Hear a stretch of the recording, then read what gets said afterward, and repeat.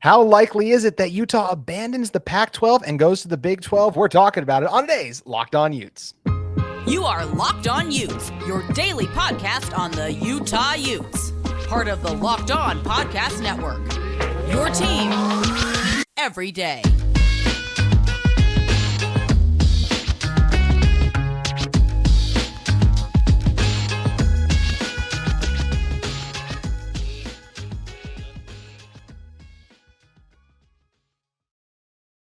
Hello, everyone, and thank you for making Locked On Utes your first listen every single day. We are available on all platforms, including YouTube and wherever you may get your podcasts. My name is JT Wistcill, former intern inside the University of Utah Athletic Department. If this is your first time joining our show, make sure you guys like and subscribe. I'd love to interact with you guys in the comments as well as on social media. You can follow our show at Locked On Utes. On today's show, we're going to be talking about fall camp and the toughest road games that Utah has on their schedule. But first, we're going to be talking about Utah as it pertains to the Pac-12 media rights deal, the biggest talking point in college sports right now, basically.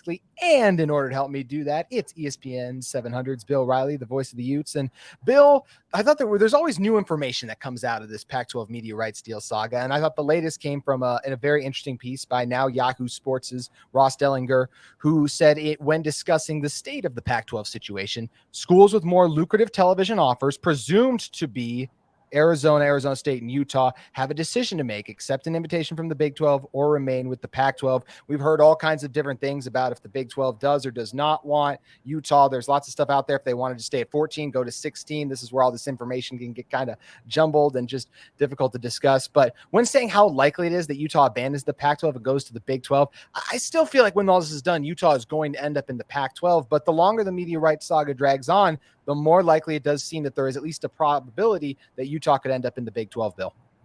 I don't know. That's my answer to you. I don't know. That's a good answer. Information out there. Ross Dellinger is a very good reporter, but his piece was thin on information. We got no details. Unless you're in the room and you see what those details are, I don't think anybody knows. Will Utah go to the Pac-12 or stay in the Pac-12? It depends on what the deal is. It's what we have said for the last 9 months. Until you see what the final numbers on that deal are, JT, nobody knows. Once you see what those final numbers are, and maybe they got those on Monday, and now they're mulling it over. But it's got to be a deal that keeps them competitive now and gives them security for the future. So I think they saw what the deal was, or multiple deals were that were presented by George Kliavkoff, and now they have to decide what's right for them. And, you know, whether that's a total streaming component, there was nothing mentioned about a linear component. They were talking about numbers with incentives to get you close to the Big 12 deal. Athletic departments are businesses that rely very heavily on media rights deals. They rely on football and ticket sales and revenue there and the TV rights, because nothing else makes money. Basketball might pay for itself. Then the rest of the Olympic sports are losers when it comes to financial situations. They're net negatives in athletic departments. So you require a television media rights deal and high ticket sales in football, and maybe a little bit of men's basketball too, to basically cover your entire athletic department. And so what now Utah and Oregon and Washington and Arizona State have to figure out is the deal that's been presented by the commissioner, George Kliavkoff, going to be good enough to give us security that we can pay our bills and keep the lights on in the athletic department. Now, about offers from other conferences, I don't know. The Big 12 has talked a good game about wanting to expand and add at least one, if not three more members to get to either 14 or 16. They've already taken Colorado away. If you believe the reports, Utah might be in that mix. So I think what they're doing right now, whether it's Utah or anybody else, is examining what that deal was that was presented the other day by George Kliavkoff, and then deciding, okay, that, and do we have a plan B? If we're not going to accept that, do we have a plan B? Do we have a fallback, something that's as good or better than what we're being offered by our conference? And because you're not in the room, I'm not in the room, Ross Dellinger, Pat Forty, Pete Thamel, nobody's in the room. You're relying on secondhand intel. What we've read so far, I feel like it's kind of thin. Maybe there's more that we didn't see, but I feel like what we've had reported to us feels pretty thin right now. So I'm interested, like everybody else is, to see what happens. I absolutely agree with you, especially on, like you said, just the lack of numbers and all this stuff. Yeah. And, just so many like unverified accounts. And I know the verification in Twitter thing, but more so just the sources we trust with not information that relates to the numbers or the specifics. Are you surprised about the lack of information that has leaked about this deal? Because I certainly am to a certain extent, just because of the level of media members that don't seem to have those specific downs. It does seem interesting to me. Well, they've kept a pretty tight circle. George Kliavkoff has really through the Yes. negotiations. It's been kind of him and maybe one other person, so he's kept it tight.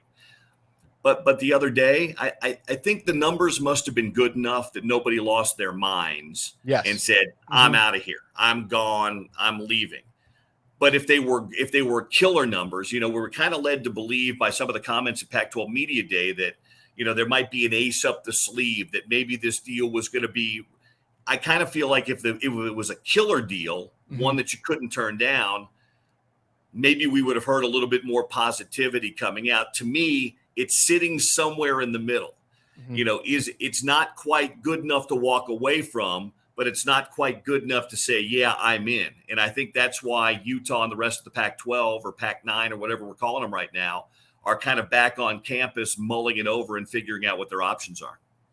Yeah, and the people mulling over and figuring out the options, or at least the Chiefs ones deciding to do that for the University of Utah, are Mark Harlan and President Randall. You, of course, have interviewed Mark Harlan multiple times. We've heard his comments that he's made to certain reports early on, just calling them out, saying they were not accurate at the time. But just knowing Mark Harlan, what do you do? How do you feel like him and President Randall are operating? Do you think they are kind of in that wait and gather all the information to make the best informed decision? Yeah, well, they're two very sharp guys. I mean, Taylor Randall ran the business school at Utah for so many years, so very sharp. And Mark, I mean, he was just named Athletic Director of the Year in the NCAA. These are two sharp guys. So, yeah, I do. But here's what I believe, JT. I believe that Utah, like a lot of schools, want the Pac-12 to stay together. I do, or Pac-10 or whatever we're going to call it. I don't believe anybody necessarily wants to leave. But at the end of the day, you have to look out for what's best for your institution. As loyal as you want to be to a conference, your ultimate responsibility as a president and an AD is to your institution. So you want to stay with the Pac-12, but you have to protect Utah if you're Mark Harlan and Taylor Randall. So that's the conundrum. That's what they're weighing right now. And I firmly believe, people are like, well, they've got to take this offer. They've got to jump and take this offer. They're smart guys. They've got to have a plan B. Nobody in the position they're in puts all their eggs in one particular basket. I'm sure there's a plan B, if not a plan C as well. But I think they'd like plan A to work out if it's possible. They definitely would. And it goes back to the kind of the business analogy you made earlier, talking about Utah and every institution as a business. Like you said, the Pac-12 is kind of like Utah's friend. Like Utah would like to do business with their friend, the Pac-12. Exactly. But if it got bad enough to that point, they would explore other options. So it sounds like we're both hopeful it works out in the Pac-12 as well. And it's just going to be very interesting to continue to monitor this situation. But we do have other stuff going on outside of media rights talk, as fall camp is a couple practices. You mean there's football going on? There is just a little bit. Yeah. It's hard to cover right now. It's getting swept up in all this crazy news we got going on, but we are going to talk about some of our early takeaways from fall camp in one moment. But first, I want to talk to you guys about our friends at LinkedIn Jobs. These days, every new potential hire can feel like a high stakes wager for your small business. You want to be 100% certain that you have access to the best qualified candidates available. That's why you have to check out LinkedIn Jobs. LinkedIn Jobs helps you find the right people for your team faster and for free. Make sure you guys head over and add your job to the purple hashtag hiring frame to your LinkedIn profile to spread the word that you're hiring. Simple tools like screening questions make it easy to focus on candidates with just the right skills and experience, so you can quickly prioritize who you'd like to interview and hire. It's why small businesses rate LinkedIn Jobs #1 in delivering quality hires versus leading competitors. LinkedIn Jobs helps you find the qualified candidates you want to talk to faster. Post your job for free at linkedin.com/lockedoncollege. That's linkedin.com/lockedoncollege to post your job for free. Terms and conditions do apply. Bill, you've had an opportunity to head up to fall camp now and talk to Kyle Whittingham. We also got a ton of the assistant coaches, of course, Morgan Scally, Andy Ludwig as well. I'm curious for you. For me, my biggest takeaway was just hearing about some of the newcomers, seeing how Micah Pittman's already hit the ground running. Same thing for Emery Simmons, it sounds like. But I'm curious for you, what have been your biggest takeaways from what you've heard so far? Well, that everybody was out there participating, even if they're out there kind of in a limited basis. Cam was out there going through stuff. He's not cleared for contact. Keithy was the same way. Those guys are big. Van Fillinger's back. Jonah Ellis is back. The guys were, Nate Ritchie was a full go the other day as well. He battled injuries in the spring. But what you brought up, JT, is interesting because we always take note when Kyle Whittingham name checks guys, especially early in camp. And for him on day one, to name check both Micah Pittman and Emery Simmons at wide receiver, two guys that could be big play guys in that wide receiver room, I thought was interesting. Now, it's only day one. We shouldn't get too excited. But again, Kyle's not one of those guys that necessarily calls out by name a lot of players. So for those two guys to get name checked on day one, I thought it was interesting.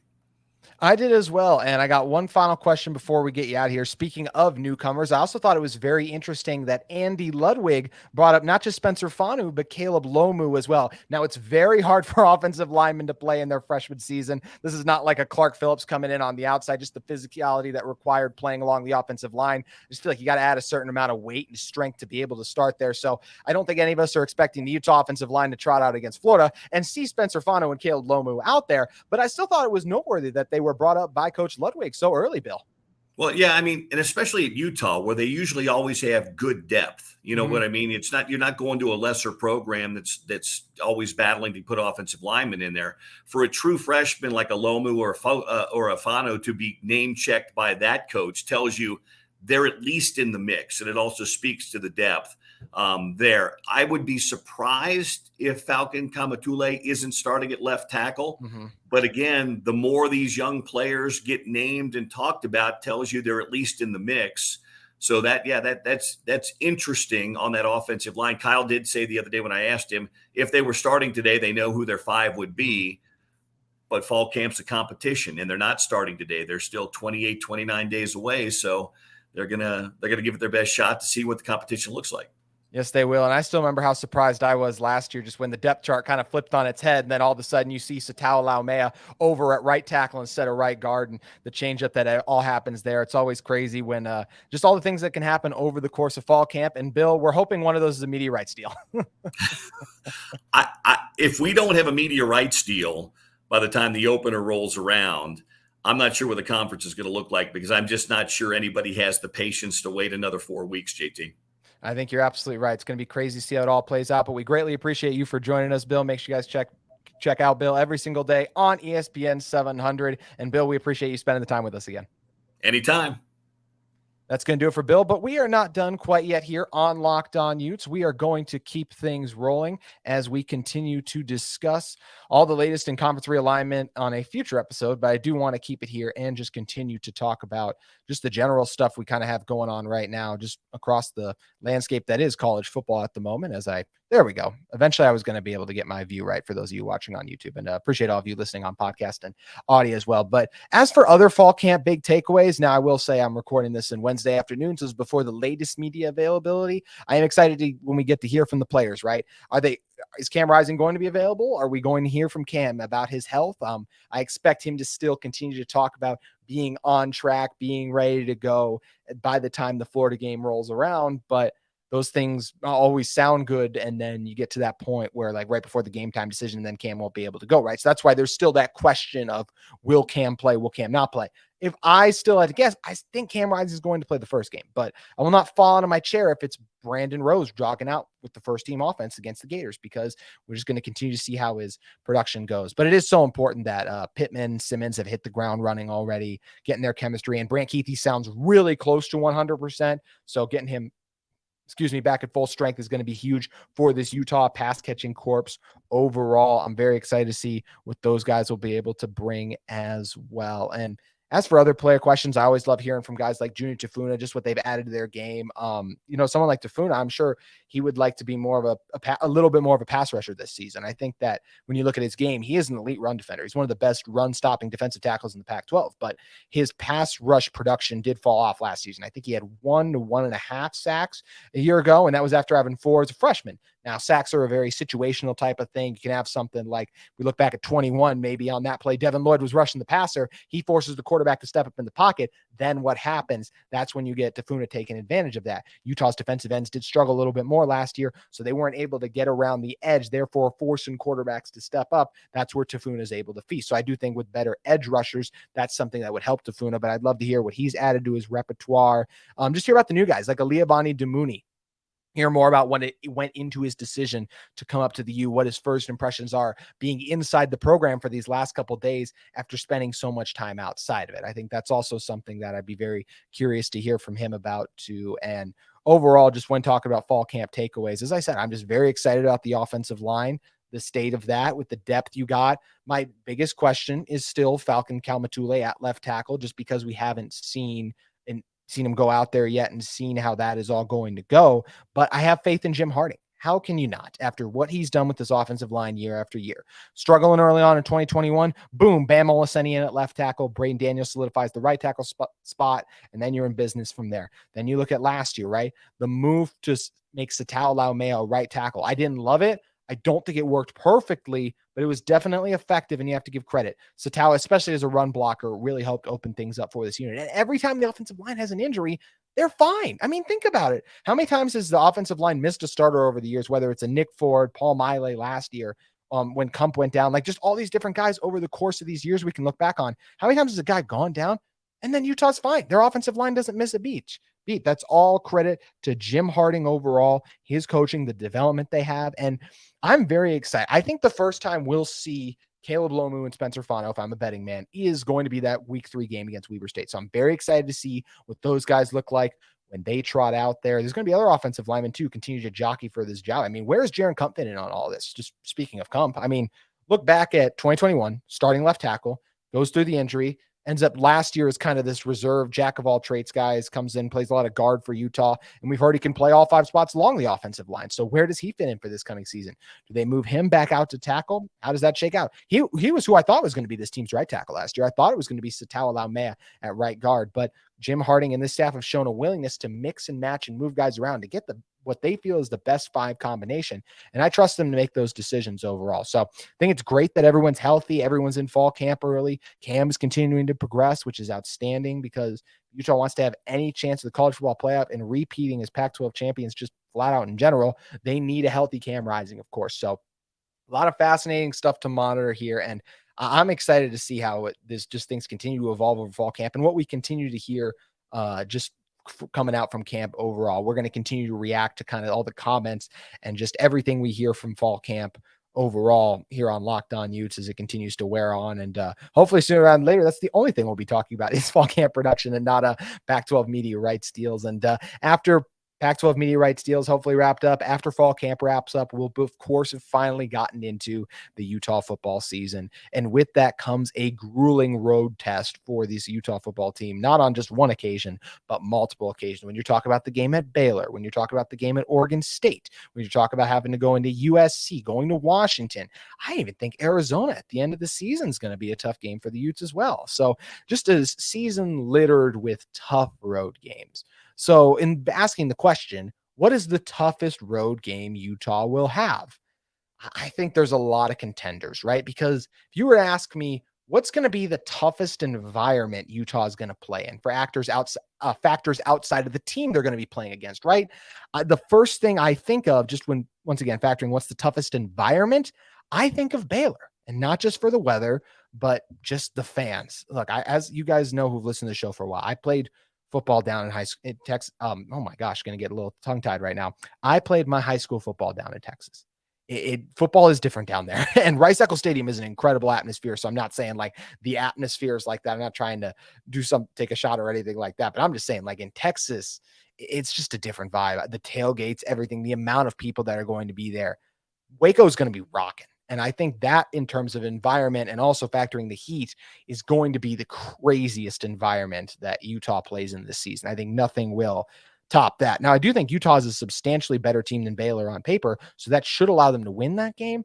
But I just think, like I said, the environment, and I really have a lot of respect for Dave Aranda, and I do think it's going to be hard for Utah to move the ball on that Baylor offense, good Baylor defense, because I think they are are just always a really good defensive team. Offensively, we'll see how that all shakes out. But moving on from that, as for toughest road game, it's weird because I've actually recently just predicted. I still think Utah's going to end up beating USC, but obviously we can all see them losing that game, right? I mean, as much as Utah beat them twice last year, it's still Lincoln Riley. It's still Caleb Williams. It's still a team that spent most of the season in the top 10, and you have to go to their building and win, and they're going to be extra motivated to try and beat Utah. It's going to be a tough game, and it's probably all those factors that lead to me saying it's going to be the toughest. I really think the USC game is the toughest road game on Utah's schedule. I think most people would agree with that in terms of a rankings, but I just think when you put in all the equations and once again, just a motivated Caleb Williams. I know Utah fans, we don't love Caleb Williams because of everything, some of the antics and stuff that have occurred, but just evaluate the football player. I mean, he's made some of the most, as Utah fans, we've been spoiled, honestly, with some of the quarterbacks we've been able to watch play. And I'm not even talking about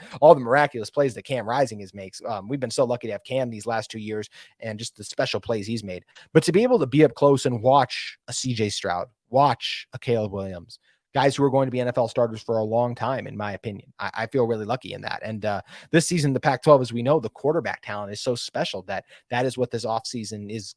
This season is just going to be about going down and playing a guy like DJU and Jaden DeLora, guys with a lot of upside, taking on Shador Sanders. I know that one's not on the road, but just a lot of quarterbacks with high upside when it comes to NFL potential, and guys who all three of those guys I do expect to get drafted. Maybe not a DJU. He's got to rehabilitate his kind of stock and image a little bit, I think, after some of those struggles at Clemson. But those of you listen to the show also know I like DJU. I actually think he's going to have a much better year, and I think he was made out to be the scapegoat of Clemson for a lot of the other issues that they had. And speaking of media rights stuff, I don't know if you guys have seen some of that too, but it is kind of crazy that Clemson and the ACC are starting to go through their own media rights issues as well. It's just that time of year. So for what I said, I just think USC deserves, in my opinion, if it wasn't for Utah's schedule, if Utah had an easier schedule, I think I would say Utah deserves to be the favorite to repeat as Pac-12 champions. But just knowing Lincoln Riley, Caleb Williams in their second year, and it's a tough schedule, but I don't think it's as tough as what Utah has, since they get teams like Utah at home. A couple of those games break their way. In my opinion, I think USC deserves to be the favorite to win the conference. So anytime you have to go on the road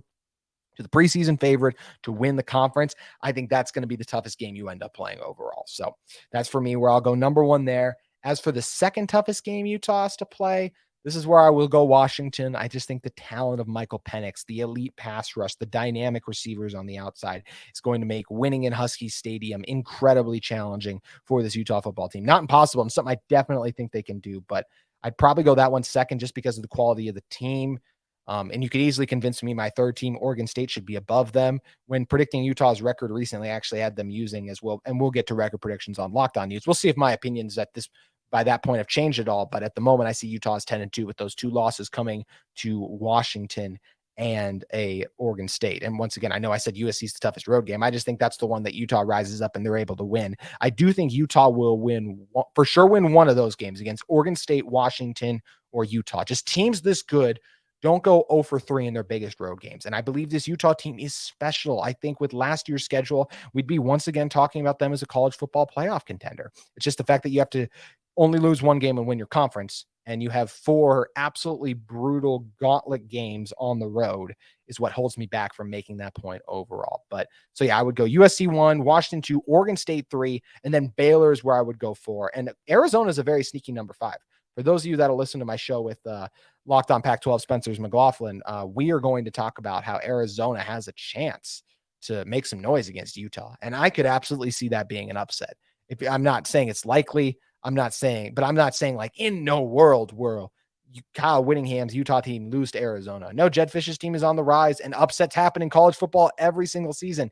Utah has done a good job avoiding them recently, but remember when Utah lost to San Diego State a couple years ago? That happened. Remember when Utah lost to Baylor? And I know that was with Charlie Brewer, but I'm just saying, look across the college football landscape. Upsets happen every single season, especially road upsets, like Utah losing at UCLA last year. I believe if that game was at Rice-Eccles, I believe Utah beats UCLA. And UCLA was a really good team last year. Also, that UCLA team lost to Arizona last year. So it's going to be very interesting for Utah, but I do believe their toughest road game is going to be in the Coliseum. But what do you guys think about the Pac-12 media rights deal? Your biggest takeaways from fall camp so far? And of course, what do you think Utah's toughest road game is going to be? Also, make sure you guys comment some questions below. I'll try to answer them later on this week on the show as it relates to Pac-12 media rights deal. Every time I hit end on these recordings, you never know. The next time I come on, we could be talking about a Pac-12 media rights deal.